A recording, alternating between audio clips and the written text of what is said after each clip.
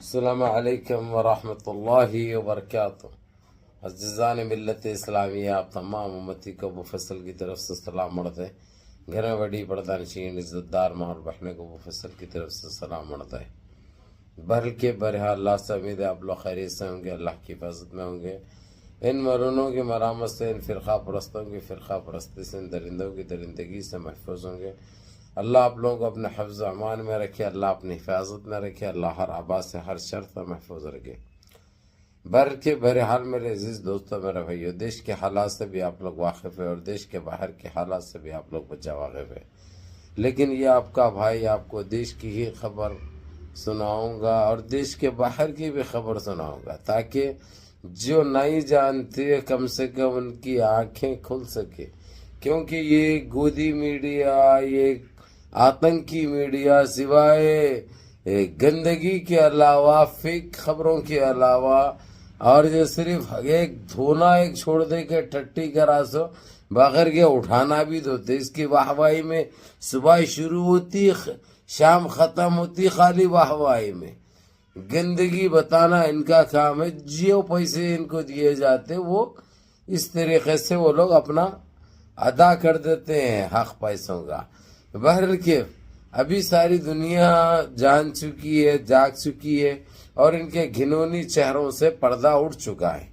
یہ بہت بری طرح بے نقاب ہو چکے ہیں، یہ ایک سچائی ہے، یہ ایک حقیقت ہے۔ لیکن میرے عزیز دوستو، میرے بھائی، میں آپ لوگوں کو یہ بتا دوں، بابری مسجد کا تو آپ لوگوں کو اچھی طرح پتہ ہے۔ بابری مسجد کا ابھی بھی مثال دے رہے ہیں، اور یہاں تک کہ سپریم کورٹ میں بھی اس کی مثالیں دی جا رہی ہے۔ جس طریقے سے وہ لوگ یہ ایکسپٹ کر چکے ہیں کورٹ سے کہ ہمارے ساتھ یہ غلطی ہوئی ہے، بہت بڑی غلطی ہوئی ہے جو نہیں ہونی چاہیے تھی۔ ہم آستھا کی بنیاد پہ کسی کی آستھا کا سودا کر دیا، ہم نے کسی آستھا کا خون کر دیا ہم نے، یعنی یہ ان کا ماننا ہے۔ تو یہ سیدھے سیدھے اب ان کے لیے جو ہے سو یہ ایک چیلنج بن گیا بہت بڑا۔ اور دوسری چیز، یہ لوگ جو ان بھکتوں کو جو خوش کرتے تھے اب انہیں خوش نہیں کر سکتے، کیونکہ تقریباً ان کے دیے ہوئے فیصلے آدھے سے زیادہ تو ری اوپن ہو رہے ہیں، ریکال ہو رہی ہے، جس کو دوبارہ سے چیلنج کرنے کے آثار پیدا ہو گئے ہیں، جو کہ یہ ایک بہت بڑی خبر ہے۔ تو میرے عزیز دوستو، میرے بھائیوں، میری ماں اور بہنوں، ابھی آپ لوگوں نے دیکھا سنا، اور یہ سارا کچھ چٹا جو نکل رہا ہے نا، یہ جو گندگی جو باہر آ رہی ہے، اس کی وجہ ہے سنیاسی، خط گڈا، منہ بڈھا، چندی شور، جو خط تو اتنا ہے لیکن زبان اتنی ہے، اس آتنکی خط گڈے منہ بڈھے کی وجہ سے، اس بونے کی وجہ سے ساری چیزیں سامنے آ چکی ہے، جس سے عدلیہ بھی بڑا متاثر ہو گیا، اپنی غلطی کا احساس بھی ہو گیا، غلطی کو سدھارنے کی بھی بات کر رہا ہے۔ اور یہ بھی کہہ دیا ہے اس نے، اگرچہ فلانی چیز کے اوپر اگرچہ تم دعویٰ کریں گے تو برابر وہ ایکسپٹ بھی کیا جائے گا، پھر دوبارہ سے چھان بین بھی ہوگی۔ اب کون سی چھان بین کر کے کیا کرو گے؟ جو کرنا تھا تم نے کر دیا، ساری دنیا نے دیکھی کہ تم کس مٹی کے بنے ہوئے ہیں اور تم کس کے اشاروں پہ کام کرتے ہیں، اور یہ کتنی اندھیگی بھی ہے ہمارے ساتھ، یہ ساری دنیا واقف ہو چکی ہے۔ اس لیے ان کو بتانے، سمجھانے یا بولنے کی ضرورت بالکل نہیں پڑتی۔ تو میرے عزیز دوستو، میرے بھائیوں، میری ماں اور بہنوں، میں آپ لوگوں کو، میں دیکھو بھائی، کھری کھوٹی سننے والا انسان ہوں، اور ڈنکے کی چوٹ پہ بولنے والا انسان ہوں، اور جو بولتا ہوں سچ بولتا ہوں، آپ لوگوں کو اچھی طرح پتہ ہے، اور میں کسی کی پرواہ نہیں کرتا، اور سچ بولنے والا، حق بولنے والا کوئی چیز سے نہیں ڈرتا۔ یہ تو آپ کو بھی معلوم ہے، ہم کو بھی معلوم ہے، اور ساری انسانیت کو پتہ ہے یہ چیز کا۔ اب جس طریقے سے جو سپریم کورٹ نے ایک پوائنٹ تشکیل دیا ہے، یعنی نکالا ہے کہ آپ کوئی چیز سے جو زیادتی کہہ رہے ہیں، جو اندیکھی کہہ رہے ہیں، جو ظلم کہہ رہے ہیں، اس کے اوپر آپ چیلنج کر سکتے۔ مثال کے طور پہ آپ بابری مسجد کے لیے کر سکتے ہیں، مثال کے طور پہ جو کچھ بھی اندیکھی ہوئی ہے، زیادتی بھی ہے، اس کے اوپر آپ بہت بری طریقے سے بحث کر سکتے ہیں، لیکن حاصل کیا ہونا ہے میرے کو یہ بتا دیں۔